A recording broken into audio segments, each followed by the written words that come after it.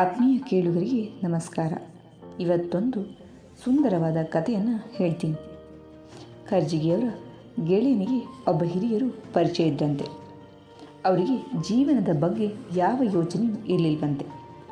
ಎಲ್ಲವನ್ನ ತಮಾಷೆಯಾಗಿ ಹಗುರವಾಗಿ ತೆಗೆದುಕೊಳ್ಳುವ ಸ್ವಭಾವ.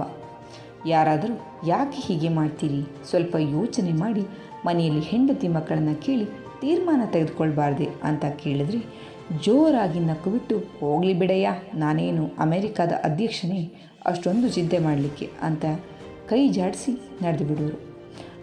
ಮಾತಿಗೊಮ್ಮೆ ಅದನ್ನೆಲ್ಲ ಮಾಡೋದಕ್ಕೆ ಬೇಕಾದಷ್ಟು ಸಮಯ ಇದೆ, ಆಗ ನೋಡಿಕೊಳ್ಳೋಣ ಎನ್ನುವರು.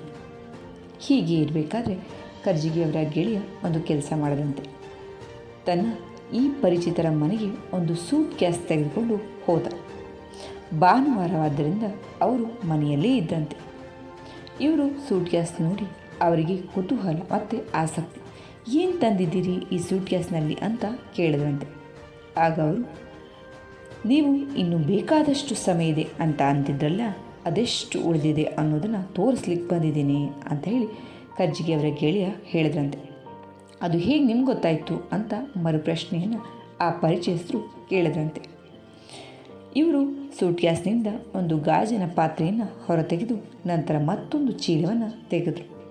ಗಾಜಿನ ಪಾತ್ರೆ ಖಾಲಿ ಇದೆ, ಆದರೆ ಇನ್ನೊಂದು ಚೀಲದ ತುಂಬ ಮಕ್ಕಳು ಆಡುವ ಗಾಜಿನ ಗೋಲಿಗಳಿವೆ, ಬಣ್ಣ ಬಣ್ಣದ ಆಕರ್ಷಕ ಗೋಲಿಗಳು. ಇವರು ವಿವರಿಸಿದರು, ಸ್ವಾಮಿ, ನಾವೆಷ್ಟು ದಿನ ಬದುಕ್ತೇವೋ ಗೊತ್ತಿಲ್ಲ, ಆದರೆ ಸಾಮಾನ್ಯವಾಗಿ 70 ವರ್ಷ ವಯಸ್ಸು ಅಂದಿಟ್ಕೊಳ್ಳೋಣ.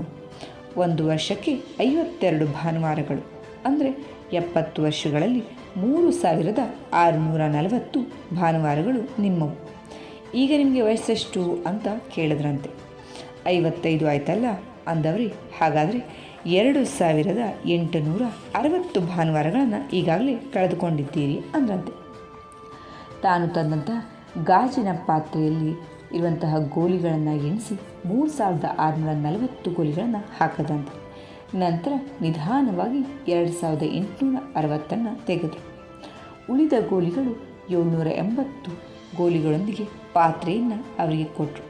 ಸ್ವಾಮಿ, ಪ್ರತಿ ಭಾನುವಾರ ಸಂಜೆ ಒಂದು ಗೋಲಿಯನ್ನು ತೆಗೆದು ಎಸೆದುಬಿಡಿ, ಆಗ ಪಾತ್ರೆಯಲ್ಲಿ ನಿಮಗೆ ಉಳಿದ ಆಯುಷ್ಯ ಕಾಣ್ತದೆ ಅಂತ ಹೇಳಿ ಮನೆಗೆ ಹೋದ್ರಂತೆ.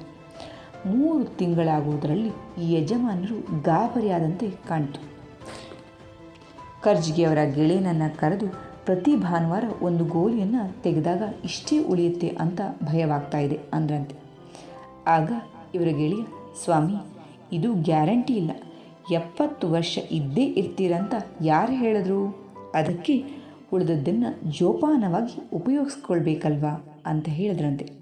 ಆಗ ಗಂಭೀರವಾದಂತೆ ಪರಿಚಯಿಸಿದ್ರು. ಅವರ ಜೀವನದ ರೀತಿಯೇ ಬದಲಾಗಿ ಹೋಯಿತು. ಆತ್ಮೀಯರೇ, ಈ ಪುಟ್ಟ ಕತೆ ಹೇಳಲಿಕ್ಕೆ ಕಾರಣ ಇಷ್ಟೇ. ನಾವೆಷ್ಟು ದಿನ ಬದುಕ್ತೇವೆ ಅನ್ನೋದು ಗೊತ್ತಿಲ್ಲ. ಅದು ನಾಳೆಯೇ ಮುಗಿಬಹುದು, ಮುಂದಿನ ಕ್ಷಣವೇ ಮುಗಿಬಹುದು. ಅದು ನಮ್ಮ ಕೈಯಲ್ಲಿಲ್ಲ. ಆದರೆ ಇದ್ದದ್ದನ್ನು ಸರಿಯಾಗಿ ಕ್ಷಣವನ್ನು ಹಾಳು ಮಾಡದೆ ಬಳಸೋದು ಮಾತ್ರ ನಮ್ಮ ಕೈಯಲ್ಲೇ ಇದೆ. ಮನೆಯಲ್ಲಿ ಕಡಿಮೆ ಇದ್ದಂಥ ಅಕ್ಕಿ, ಸಕ್ಕರೆ, ಎಣ್ಣೆ ಇಂತಹ ಪದಾರ್ಥಗಳನ್ನು ಜಾಗರೂಕತೆಯಿಂದ ಎಚ್ಚರದಿಂದ ಬಳಸುವ ನಾವು ಉಳಿದ ಜೀವನವನ್ನು ಇನ್ನೂ ಎಚ್ಚರಿಕೆಯಿಂದ ಬಳಸ್ಬೋದಲ್ವಾ?